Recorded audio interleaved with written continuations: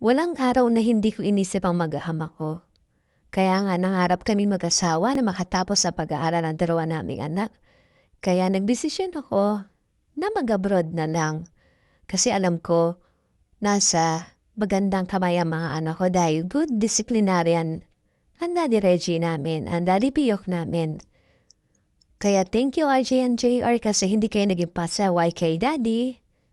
At sobrang thank you Daddy kasi inalagaan mo mabuti mga anak natin. Ayan nga, naglakihan na sila, mas malalaki pa sa atin. Thank you din, Meryl. I love you. And Macchiato. Love na love ko kayong lahat. Konting-konting tiis na lang, konting-konting kemot na lang at magkakasama-sama na din tayo. 'Di ba? Thank you rin kay Jehovah. I love you all. I miss you so much. Mm. See you soon.